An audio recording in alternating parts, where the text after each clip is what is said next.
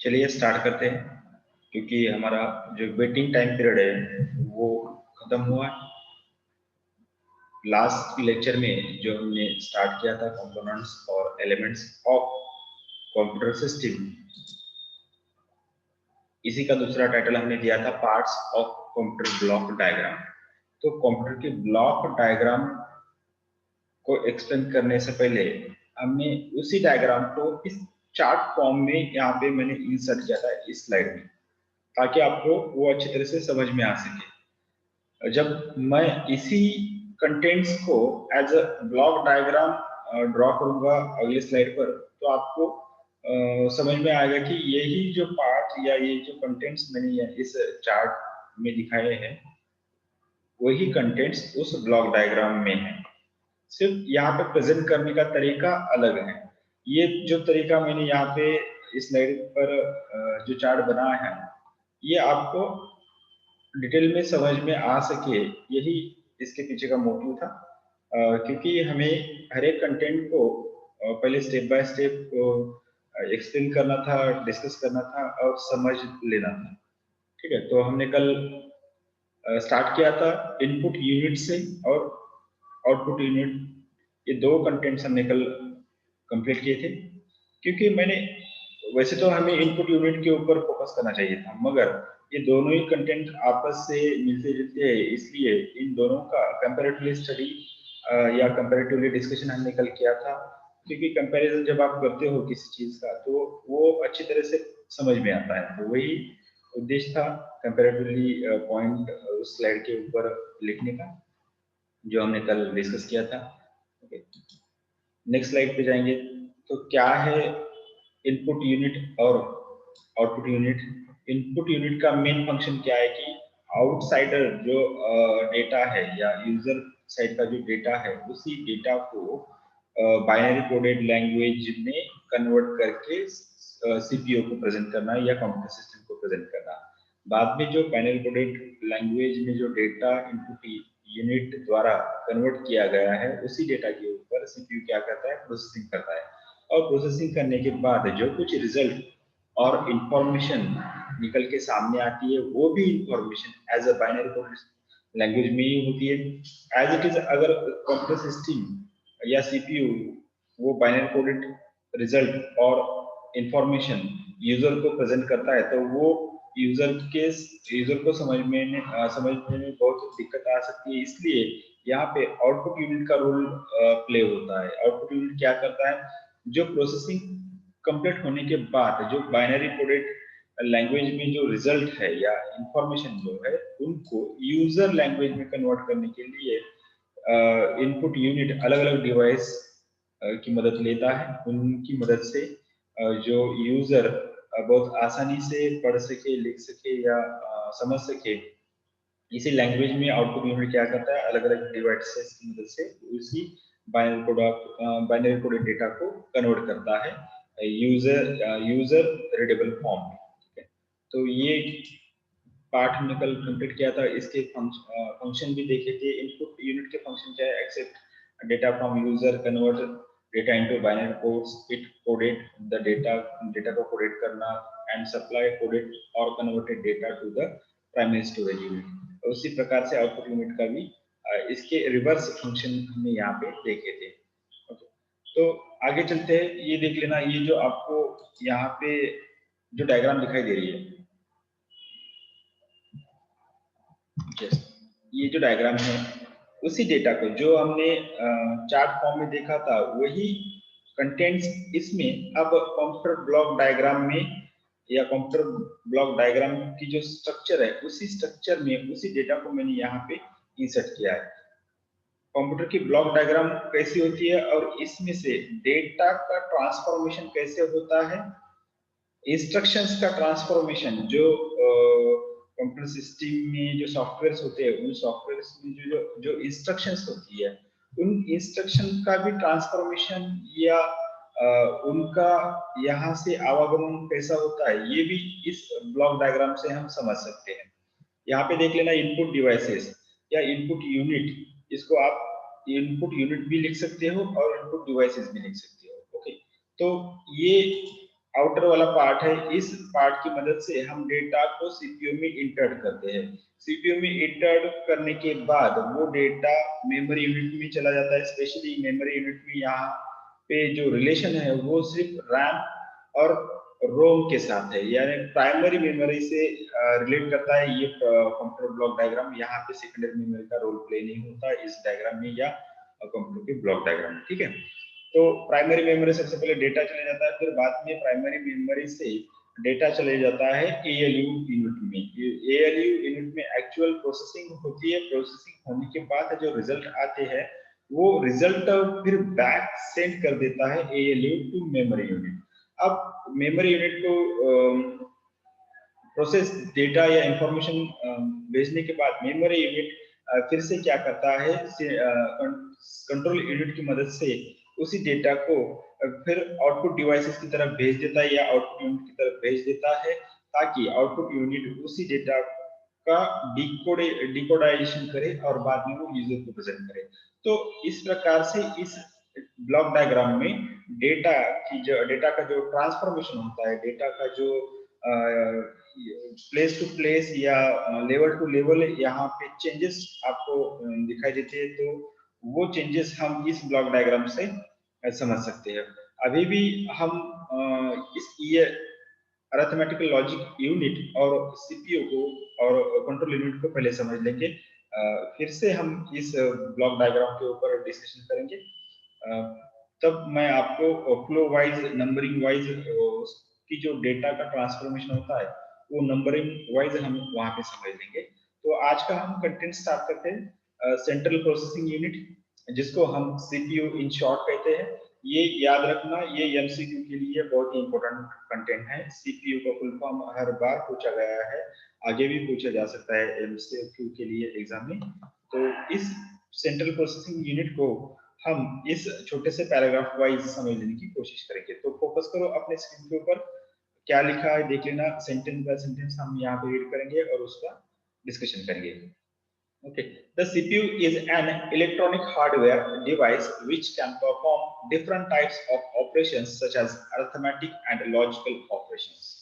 अब ये जो CPU है ये क्या है, एक हार्डवेयर है, एक इलेक्ट्रॉनिक चिप है जो मदरबोर्ड में लोकेटेड होती है, और उसका मेन फंक्शन जो होता है ये क्या काम करता है, it can perform different type of operations. ये अलग अलग प्रकार के काम करता है सीपीयू, जिसमें specially arithmetical and logical operations सम्मिलित होते हैं। इस सीपीयू के द्वारा जो कुछ कंप्यूटर सिस्टम में या डाटा प्रोसेसिंग सिस्टम में जो कुछ एक्टिविटी होती है वो सभी एक्टिविटी इस सीपीयू में ही होती है। अब इन सभी एक्टिविटी को हम, कुछ एक्टिविटी अरिथमेटिकल होती है, तो कुछ एक्टिविटी जो होती है वो लॉजिकल एक्टिविटीज होती है। ओके, और डिसीजन लेने का काम भी इस सीपीयू द्वारा ही किया जाता है। तो नेक्स्ट हम प्रेजेंटेशन देखेंगे, it is the brain of computer system. अब इसको, पूरी जो कंप्यूटर सिस्टम होती है, इन सभी पूरी कंप्यूटर सिस्टम का जो ब्रेन होता है वो किसको कहा जाता है, तो सीपीयू को ब्रेन कहा जाता है। जैसे हमारे ह्यूमन बॉडी में अपना ब्रेन का काम होता है, उसी प्रकार से पूरी कंप्यूटर सिस्टम में सीपीयू का काम एज अ ह्यूमन ब्रेन होता है उस सिस्टम में। तो ऐसा कहा जाता है कि सीपीयू क्या है, उस कंप्यूटर सिस्टम का ब्रेन होता है। तो एमसीक्यू के लिए भी ये आपको पूछा जा सकता है, किसको कंप्यूटर सिस्टम का ब्रेन कहा जाता है, तो उसमें ऑप्शन होगा सीपीयू, तो आपको उसको क्लिक करना है। Okay, next, it performs all major calculation, comparison, and it also controls and activates the operation of other unit of the computer system. अब ये क्या करता है, ये जो सीपीयू होता है, it performs all major calculations and comparison and decision making, इसको हम ऐसा भी कह सकते हैं, ठीक है। तो सीपीयू में जितने भी कुछ कैलकुलेशंस होते हैं, कंप्यूटर सिस्टम में जितने कुछ कैलकुलेशंस होते हैं या कंपैरिजन करने का जो काम होता है या जो ऑपरेशन होते हैं या कुछ डिसीजन लेने का जो ऑपरेशन होते हैं या एक्टिविटी होती है, वो सभी एक्टिविटी इस सीपीयू में ही होती है। इसके साथ ये सीपीयू जो होता है, it also controls and activates the operation of the units of the computer system, other units of the computer system. अब इसके साथ कैलकुलेशन, कंपैरिजन और डिसीजन मेकिंग के साथ साथ ये सीपीयू क्या करता है, ये पूरी कंप्यूटर सिस्टम को या सभी जो कंप्यूटर सिस्टम में जो पार्ट्स है या जो पेरिफेरल डिवाइसेस है उन सभी को कंट्रोल करना, उन सभी को एक्टिवेट करना, यही ये काम इस सीपीयू द्वारा किया जाता है। Okay, it works as a operator, controller and processor. CPU एक लैंग्वेज में अगर आपको बताना है किसी को तो सीपीयू क्या काम करता है, तो आप ये कह सकते हैं कि it works as a operator, it works as a controller, it works as a processor. ये कंट्रोलिंग का काम करता है, प्रोसेसिंग का काम करता है और ये पूरी सिस्टम को ऑपरेट करने का काम करता है सीपीयू। अब नेक्स्ट वाला पैराग्राफ देखेंगे। A CPU consist CU, ALU and memory unit. अब सीपीयू में क्या-क्या सम्मिलित होता है, सीपीयू में क्या-क्या इंक्लूड होता है, तो सीपीयू में तीन कंटेंट्स इंक्लूड होते हैं। तो वो तीन कंटेंट्स कौन कौन से हैं, तो उसमें सबसे पहला है सीयू, उसका फुल फॉर्म है central unit, sorry control unit. उसके बाद है एएलयू जिसका फुल फॉर्म है अरिथमेटिक लॉजिकल यूनिट, और थर्ड जो कंटेंट है वो है मेमोरी यूनिट। इन तीन कंटेंट से ही सीपीयू बनता है, हम ऐसा कह सकते हैं इसको। अब CPU consist CU, ALU and memory unit. The three units means these three units CU, ALU and memory unit. These three units CU, ALU, MU is jointly known as a CPU. अब इन तीन units को मिला के ही क्या कहा जाता है, CPU कहा जाता है। And these are on the microprocessor chip. अब ये तीनों ही कंटेंट कहाँ पे होते हैं, जो माइक्रोप्रोसेसर चिप होती है। अब एग्जैक्टली आपको ये समझ में आएगा कि सीपीयू किसे कहेंगे। हम जनरली क्या कहते हैं कि जो मॉनिटर दिखता है, मॉनिटर के साइड में जो बड़ा सा डब्बा आपको दिखता है, साइड में कीबोर्ड दिखता है, साइड में माउस दिखता है, तो आप सीपीयू किसको कहते हैं, जो डब्बा होता है उसको आप सीपीयू कहते हैं। ओके, मगर वो एक्चुअल में सीपीयू नहीं रहता, वो सीपीयू कैबिनेट होता है, उसको सीपीयू कैबिनेट कहा जाता है। सीपीयू उसके अंदर होता है जो मदरबोर्ड में होता है। जो माइक्रो प्रोसेसर चिप आप देखते हो तो वही एक्चुअल में क्या होती है, वो सीपीयू होता है। तो सीपीयू किसे कहेंगे आप, माइक्रो प्रोसेसर चिप को सीपीयू कहेंगे। सीपीयू किससे बनता है, सीपीयू तीन कंटेंट से बनता है, एएलयू, सीयू और मेमोरी यूनिट। इन तीन कंटेंट से मिला के ही सीपीयू बनता है, जो माइक्रो प्रोसेसर चिप के फॉर्म में हमें मदरबोर्ड में दिखाई देता है। ओके, उसके बाद सबसे इंपॉर्टेंट जो पॉइंट है उसकी स्पीड के बारे में, उसकी कैपेसिटी के बारे में। किसी सीपीयू की कैपेसिटी कैसी है, उसकी स्पीड कैसी है, इसको अगर आपको मेजर करना है, इसकी अगर आपको गणना करनी है, तो उसके लिए एक यूनिट है, उसका नाम है मेगाहर्ट्ज। अब the speed of a CPU is measured in a megahertz unit. अब एमसीक्यू आपको ऐसा पूछा जा सकता है कि सीपीयू की जो स्पीड होती है वो स्पीड किस में मापी जाती है या किस में उसको मेजर किया जाता है, तो उसका आंसर होगा मेगाहर्ट्ज में। ओके, तो शॉर्ट में एम एच जेड कहा जाता है, मेगाहर्ट्ज। तो ये यूनिट याद रखना, ब्रेन को याद रखना, माइक्रो प्रोसेसर को याद रखना, सीपीयू के कंटेंट्स को याद रखना, किन तीन कंटेंट से ये सीपीयू बनता है। और सीपीयू क्या क्या काम करता है, ये as a operator, as a controller, as a processor काम करता है। सभी कैलकुलेशंस होती है, जो सभी कंपैरिजन जो होता है या सभी पार्ट्स को कंट्रोलिंग करने का जो काम होता है वो सीपीयू द्वारा होता है। अब यहाँ पे सीपीयू के तीन कंटेंट्स जो हमने यहाँ पे देखे थे, सीपीयू के जो तीन कंटेंट्स है उसको डिटेल में आगे हम देख लेंगे। ओके, तो इस स्लाइड में आपको सीपीयू की एक इमेज आपको दिखाई देगी। ये जो माइक्रो प्रोसेसर चिप होता है इस उसी को ही एक्चुअल में सीपीयू कहा जाता है। अब ये प्रोसेसर चिप आप किसी भी मदरबोर्ड पे आप देख सकते हो। जब आपको ऐसा कोई पार्ट अगर दिखाई दे तो आप उस टाइम समझ लेना कि यही सीपीयू है। Okay, examples of central processing unit, ये ऐसे जो प्रोसेसर होते हैं उन्हीं को ही हम सीपीयू कहते हैं। ठीक है, ऑब्जर्व कर लेना थोड़ा सा स्क्रीन के ऊपर। चलिए नेक्स्ट वाली स्लाइड के ऊपर जाएंगे। यहाँ पे हम सीपीयू के जो तीन पार्ट है उसमें से पहला जो पार्ट है कंट्रोल यूनिट, उसको कवर करेंगे। ओके, अब कंट्रोल यूनिट फोकस करना स्क्रीन के ऊपर, सेंटेंस अगर आप अभी फोकस करते हो जो आपके स्क्रीन के ऊपर जो पैराग्राफ दिखाई दे रहा है उस पर अगर आप अभी फोकस करते हो तो बाद में आपको ज्यादा बुक्स रेफर करने की जरूरत नहीं होगी एग्जाम के टाइम में। अगर आप यहाँ पे थोड़ा सा आपका ध्यान कहीं और है, आप जस्ट सुन रहे हो, यहाँ पे जो लिखा है उसको अगर आप फोकस नहीं करते हो तो आपको अभी का क्लास तो आप अटेंड करोगे मगर जब एक्चुअल एग्जाम का टाइम आएगा तब आपको आपका कंफ्यूजन जो है वो बढ़ेगा और तब जाके आपको बहुत सारे बुक्स को रिफर करना पड़ेगा पर्टिकुलर एक कॉन्सेप्ट को क्लेरिफाई करने के लिए। तो अभी टाइम है, अभी फोकस करो, कॉन्सेप्ट को क्लेरिफाई करो, ठीक है। तो चलो कंट्रोल यूनिट को हम समझ लेंगे। A control unit is an important part of CPU. अब सबसे इंपॉर्टेंट पार्ट, वैसे तो सीपीयू के तीनों ही इंपॉर्टेंट पार्ट है वो, मगर उनमें से इंपॉर्टेंट पार्ट जो है एक वो है कंट्रोल यूनिट। ये क्या है, किसका पार्ट है, सीपीयू का पार्ट है। Okay, like central nervous system in the human body. अब किसी ह्यूमन बॉडी में जो सेंट्रल नर्वस सिस्टम होती है जिसको हम मराठी में केंद्रीय मज्जा तंतू म्हणतो आपण, मज्जा संस्था जो म्हणतो त्याला, त्या ज्या पद्धतीने त्या ह्युमन बॉडीमध्ये मज्जासंस्थेचं काम असतं ब्रेनमध्ये, तर त्याच पद्धतीने सीपीयूचं जे काम आहे ते या सीयूचं जे काम आहे ते या सीपीयू मध्ये आपल्याला पाहायला मिळतं, ठीक आहे। तर कैसे एक्टिविटी है इसकी, it is like central nervous system in human body. Okay. It controls the flow of the data and information and maintains the sequence of operations being performed by the CPU.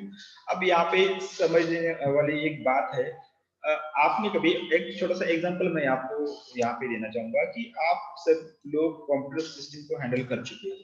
कभी आपने observe किया है क्या, suppose मान लो कि आप अभी computer system के सामने बैठे हो और आपको क्या करना है, एक वर्ड फाइल ओपन करनी है। ओके, उस पर क्लिक किया आपने, फिर बाद में आपको जैसे याद आया कि नहीं मुझे दूसरी एक फाइल ओपन करनी थी, आपने क्या किया कि फिर से दूसरी एक पीडीएफ फाइल ओपन कर दी, ठीक है। फिर बाद में आपको ऐसा लगा कि नहीं अभी थोड़ा सा गाना सुनना चाहिए, तो आपने क्या किया, कंप्यूटर सिस्टम के ऊपर जो म्यूजिक प्लेयर है उसको ऑन किया, ओके, उसको भी आपने माउस से क्लिक किया। मान लो कि विद इन एक सेकंड में आपने 4 से 5 ऑपरेशंस को क्लिक किया है कंप्यूटर सिस्टम के ऊपर। ओके, एक तरफ से आपने वर्ड फाइल को क्लिक किया, एक तरफ से पीडीएफ फाइल को क्लिक किया, एक तरफ से आपने मीडिया प्लेयर को क्लिक किया, एक तरफ से आपने किसी अदर सॉफ्टवेयर को क्लिक किया, एक तरफ से कुछ अदर कंटेंट जो आप जो अदर फाइल है उसको भी आपने क्लिक किया। मान लो कि एक सेकंड में आपने 5 या 6 ऐसे ऑपरेशंस को माउस से क्लिक किया कंप्यूटर सिस्टम में। अब दिक्कत ये आती है कि एक सेकंड में जो आपने कमांड दिया है कंप्यूटर सिस्टम को, उसमें से कंप्यूटर सिस्टम सबसे पहले किसको डिस्प्ले करेगा आपके सामने, क्या लगता है आपको, सीक्वेंस वाइज डिस्प्ले करेगा, जो पहले क्लिक किया वो पहले ओपन होगा, या जो सेकंड टाइम क्लिक किया वो सेकंड टाइम में ओपन होगा, या थर्ड टाइम में जो क्लिक किया वही तीसरी बार ओपन होगा, ऐसा होता है क्या? okay.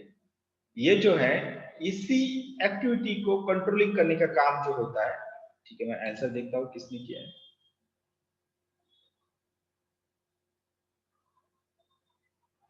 ओके,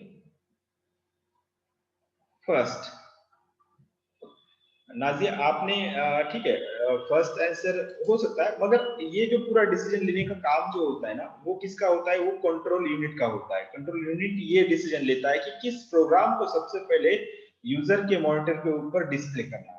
अब ये जो सीक्वेंस है ये ऑपरेशन की सीक्वेंस। अब क्या होता है, किसी एक पर्टिकुलर कंटेंट को ओपन होने के लिए उसके पीछे की जो कमांड होती है उस कमांड को कितना टाइम लगता है, उस टाइम के बेस पर वो पर्टिकुलर फाइल हो या कोई कंटेंट हो वो डिस्प्ले होता है। अब एक ही सेकंड में अगर आपने 5 या 6 कमांड अगर कंप्यूटर सिस्टम को दे दी तो उसमें से किसको पहले प्रेजेंट करना है यूजर के सामने या मॉनिटर के ऊपर, किसको पहले प्रेजेंट करना है, ये सीक्वेंस डिसाइड करने के लिए ये कंट्रोल यूनिट काम करता है। कंट्रोल यूनिट का काम यही होता है कि पूरी पहली सीक्वेंस कैसे लगाना चाहिए ताकि पूरी जो सॉफ्टवेयर रिलेटेड जो कंटेंट्स होते हैं, जो इंस्ट्रक्शंस होते हैं, उनमें कुछ मिसमैच न हो, इसकी इसके लिए ये कंट्रोल यूनिट बहुत अच्छा काम करता है। इसमें क्या किया जाता है, ये सभी फ्लो को कंट्रोलिंग करता है, चाहे वो डेटा रिलेटेड हो, इंस्ट्रक्शन रिलेटेड हो, इंफॉर्मेशन रिलेटेड हो, एक्टिविटी रिलेटेड हो, ऑपरेशन रिलेटेड हो, ये सभी फ्लो को अच्छी तरह से मैनेज करता है, मेंटेन करता है और सीक्वेंस लगाने का काम करता है। ओके, तो ऐसा होता है। अभी कभी कैसा होता है, अगर ये भी आपने कभी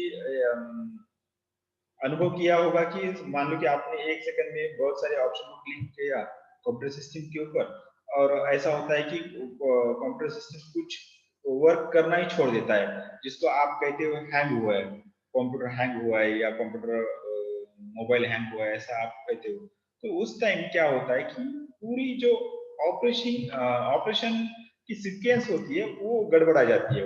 वहां पे सीपीयू अपना काम वो चालू करता है, मगर उतना टाइम हमारे पास नहीं रहता है। हम क्या करते हैं, झट से कंप्यूटर सिस्टम को स्विच ऑन स्विच ऑफ कर देते हैं और फिर से स्विच ऑन करते हैं। बीच में से कंप्यूटर कंट्रोल यूनिट अपना जो एक्टिविटी है वो करना छोड़ देता है और फिर से कंप्यूटर ऑन होता है। ठीक है, तो समझना यही है कि जो कंप्यूटर सिस्टम में अलग अलग ऑपरेशन जो होते, उन्हीं ऑपरेशन का या उन्हीं एक्टिविटीज की सीक्वेंस लगाने का काम जो होता है, या उन्हीं फ्लो को मेंटेन करने का काम जो होता है, वो कंट्रोल यूनिट करता है। Okay, next, it manage and coordinates the entire computer systems part. वही बात, क्या सेंटेंस है ये, इट मैनेज एंड कोऑर्डिनेट्स, सभी कंप्यूटर सिस्टम के जो पार्ट्स होते हैं उन सभी पार्ट्स को क्या करना, मैनेज करना, उन सभी पार्ट्स को कोऑर्डिनेट करना, उनका कोऑर्डिनेशन रखना, उनका समन्वय रखना,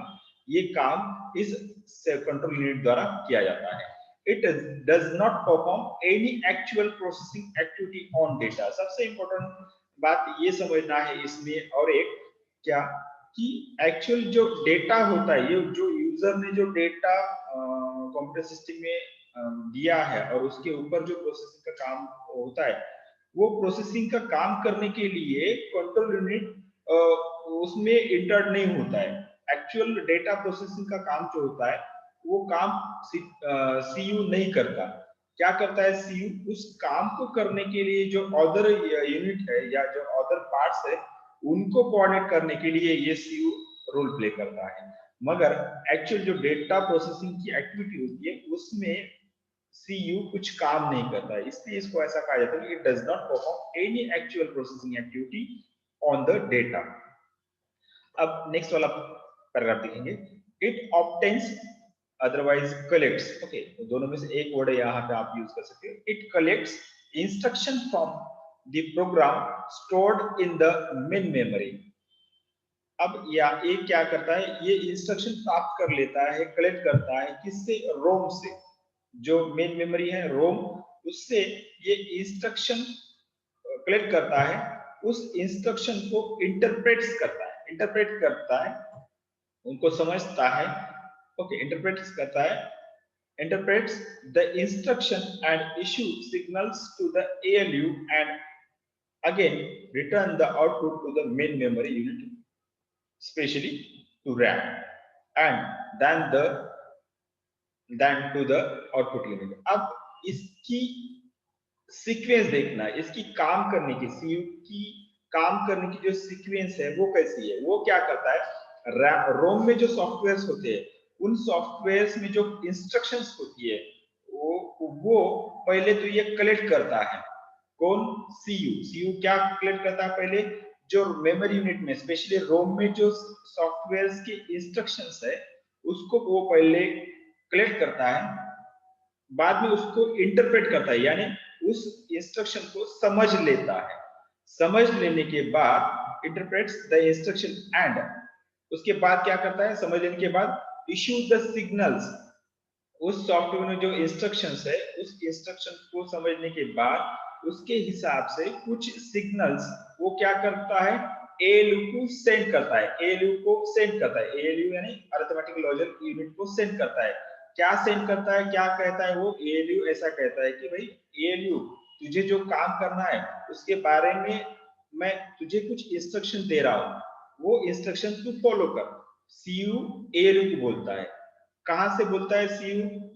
जो रोम में जो सॉफ्टवेयर है, उस सॉफ्टवेयर में जो इंस्ट्रक्शन है उसको रीड करने के बाद सीयू एएलयू को बोलता है भाई इस डेटा के ऊपर तुझे ये एक्टिविटी करनी है। ओके, बाद में ये एएलयू क्या करता है, जैसा सीयू ने कहा है वैसे एक्टिविटी करता है, वैसे प्रोसेसिंग करता है, और बाद में and again return the output to the main memory. बाद में जब एएलयू की जो प्रोसेस खत्म होती है तब क्या करता है ये सीयू, वो जो आउटपुट होता है वो आउटपुट एएलयू से लेता है और बाद में उसको रैम को देता है।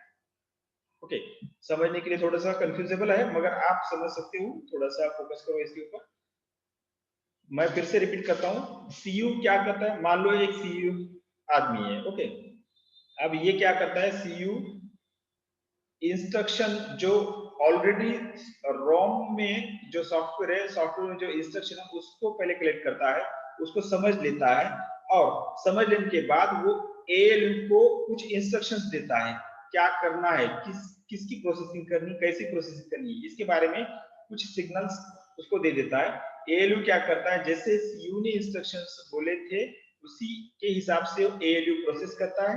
फिर बाद में प्रोसेस होने के बाद सीयू उस एएलयू से वो आउटपुट जो है वो कलेक्ट करता है, और वही आउटपुट क्या करता है, मेन मेमोरी, यहाँ पे स्पेशली रैम को प्रेजेंट करता है, रैम को जाके वो देता है। एंड देन रैम को उस रिजल्ट देने के बाद फाइनली अगर यही रिजल्ट वो यूजर को प्रेजेंट करने के लिए फिर से क्या करता है, आउटपुट यूनिट को प्रेजेंट करता है, then and then to the output unit. ये सब एक्टिविटी कंट्रोल यूनिट करता है। अब ये एक्टिविटी, इसमें एक्चुअल डेटा प्रोसेसिंग का काम कुछ भी नहीं है, जो सॉफ्टवेयर में इंस्ट्रक्शंस है उन्हीं को प्रॉपरली फॉलो करना, करवा के लेना, यही काम सीयू का होता है। ओके, नेक्स्ट, यहां तक तो आपको क्लेरिफाई हुआ होगा सेंट्रल यूनिट के बारे में। यदि 5 मार्क के लिए क्वेश्चन आता है तो ये सभी इंफॉर्मेशन आपको उस आंसर में लिखनी होगी। ओके, तो चलिए नेक्स्ट आगे चलते हैं। जो लास्ट कंटेंट है सीपीयू का जो थर्ड वाला पार्ट है, सीपीयू के 3 पार्ट हमने देखे थे, CU, memory unit and ALU. अब हम फोकस करेंगे अरिथमेटिक एंड लॉजिकल यूनिट, जिसको हम शॉर्ट में एएलयू कहते हैं। The ALU of a computer system is the place, ये क्या है, ALU ये वो प्लेस है where the actual execution otherwise processing of the information take place during the processing operation। अब आपको समझना यही है कि एक्चुअल जो डेटा प्रोसेसिंग का काम जिस जगह पर होता है उसी जगह को कहा जाता है ALU। इसका एग्जांपल के तौर पर हम सीखेंगे। ओके, 2+2 करना है आपको, अगर मैंने कहा कि 2+2 करो, ओके, आप क्या करोगे, 2+2 कंप्यूटर के ऊपर एक्सेल ओपन करोगे या कुछ भी ओपन करोगे, ठीक है, या कैलकुलेटर ओपन करोगे। एक्सेल ओपन करने के बाद आप क्या करोगे, 2 प्रेस करोगे, उसके बाद कीबोर्ड के ऊपर प्लस का जो साइन है उस पर क्लिक करोगे, बाद में फिर से 2 पर क्लिक करोगे और बाद में इंटर प्रेस करोगे। ओके, अब 2+2 = 4, 2+2 ये एक्टिविटी जिस प्लेस पर हुई है और 4 ये रिजल्ट जिस प्लेस पर आया है उस प्लेस को ही कहा जाता है ALU। क्योंकि ALU वो जगह होता है, वो माइक्रो प्रोसेसर की वो जगह होती है जिसमें एक्चुअल प्रोसेसिंग का काम होता है। एक्सक्यूशन यानी जो इंस्ट्रक्शंस है उसको लागू करना, एक्सक्यूशन का मीनिंग ऐसा होता है, इसको आप ऐसा कह सकते हो कि हमने एक्सिक्यूट किया, जो भी इंस्ट्रक्शन है उनको हमने उनका प्रॉपरली फॉलो किया, उनको हमने फॉलो किया है। उसी प्रकार से जो ALU होता है, ALU में क्या एक्चुअल जो सॉफ्टवेयर ने जो इंस्ट्रक्शन दी है उस इंस्ट्रक्शन के हिसाब से एक्सक्यूशन करने का काम इस ALU द्वारा किया जाता है, ठीक है। तो नेक्स्ट हम देखेंगे all type of calculation, comparison and decision makings are made in the unit. अब इस ALU में क्या होता है, ALU में सब तरह के कैलकुलेशंस होते हैं, ALU में सब तरह के कंपैरिजंस होते हैं, ALU में सभी प्रकार के डिसीजंस लेने की जो एक्टिविटी होती है वो एक्चुअल एक्टिविटी कहाँ पे होती है, तो ALU में होती है, ठीक है। तो आपको याद रखना है ALU में क्या क्या होता है, कैलकुलेशंस होते हैं, कंपैरिजंस होता है और डिसीजन मेकिंग की जो एक्टिविटी है वो भी एक्टिविटी इस ALU में होती है। नेक्स्ट पैराग्राफ देखेंगे, the arithmetic unit performs base. अब यहाँ पे अरिथमेटिकल एंड लॉजिकल यूनिट, ये दो कंटेंट्स है, अरिथमेटिकल यूनिट और लॉजिकल यूनिट, ये दो अलग अलग कंटेंट्स है, मगर CPU के अंदर इन दोनों को कंबाइन किया गया है, क्योंकि इसको हम कंबाइनली ही देखते हैं। एक्चुअल में ये अरिथमेटिकल यूनिट अलग है और लॉजिकल यूनिट अलग है, मगर CPU में इसको इन दोनों को भी कंबाइन किया गया है, ठीक है। अब देखेंगे नेक्स्ट वाला paragraph, the arithmetical unit performs basic mathematical operations such as addition, subtraction, multiplication and division. Okay. अब ये जो बेसिक मैथमेटिकल कैलकुलेशंस है, ऐड करना, सब्ट्रैक्शन करना, गुना करना, ओके, तो ये बेसिक कैलकुलेशन जो है वो कौन करता है, तो वो करता है arithmetic unit, okay. Whereas the logical unit performs basic comparison activity on words or digits. अब लॉजिकल यूनिट किसके ऊपर कंपैरिजन रिलेटेड एक्टिविटी करता है, वर्ड के ऊपर या कोई डिजिट हो या किसी शब्द के ऊपर।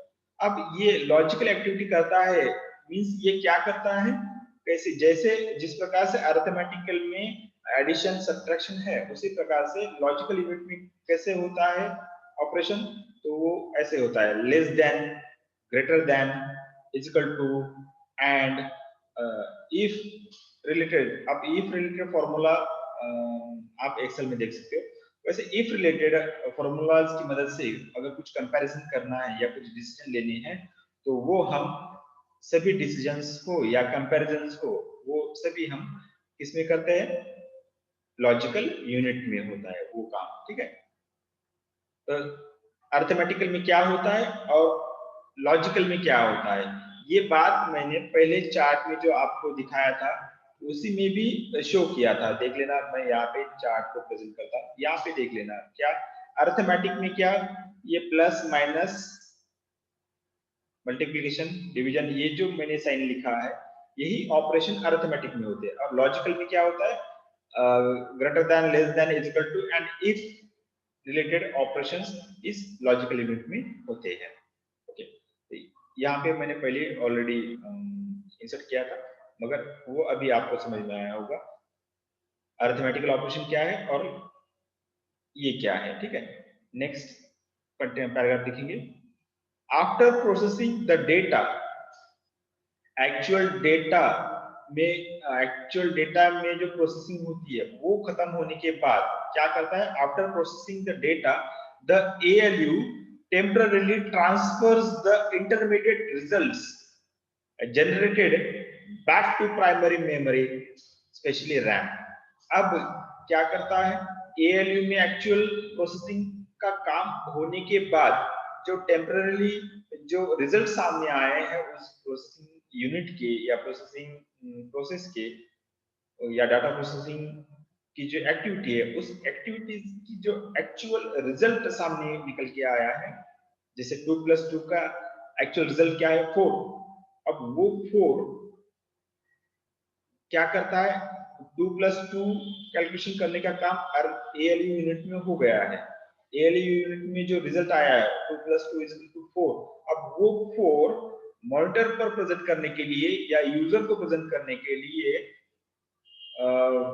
क्या होता है, उससे पहले क्या होता है, अब 2 + 2 ये with in second, fraction of second में हमें मॉनिटर के ऊपर दिखाई देता है, मगर उसके पीछे वाली एक्टिविटी क्या है वो समझ लेना है। 2 + 2 आपने कंप्यूटर सिस्टम के ऊपर 2 + 2 किया, तो आपने जब इंटरफेस करोगे तब आप क्या, आपको वो रिजल्ट मिलेगा, मगर वो रिजल्ट मिलने से पहले जो एक्टिविटी होती है वो एक्टिविटी होती है ALU में। वो कैसी होती है? After processing the data the ALU temporarily transfers the intermediate result generated back to the primary memory. अब ALU जो रिजल्ट प्रोसेसिंग में जो रिजल्ट आता है तो वो रिजल्ट ALU क्या करता है, फिर से रैम को प्रेजेंट करता है, फिर से रैम को वो भेज देता है, और रैम को भेज देने के बाद कंट्रोल यूनिट वो क्या करता है, आउटपुट यूनिट को भेजता है और वो यूजर को दिखाई देता है। तो ये सब प्रोसेस इस ALU में की जाती है। सिर्फ 1 मिनट से भी कम टाइम बचा है। ठीक है, आवाज कमी झाला काय हरकत नाही, आता 1च मिनिट राहिलेला आहे। तो ये CPU के जो 3 कंटेंट्स है उसको हमने कवर किया है। आपको ये समझ में आया होगा। एक बार फिर से रीड करना घर पे ये कंटेंट्स। तो हम आज का सेशन यहाँ पे समाप्त करते हैं। कल तो छुट्टी है, मंडे को फिर मिलेंगे ऑन टाइम। उससे रिलेटेड मैं मैसेज आपके ऊपर ग्रुप के ऊपर भेज दूंगा।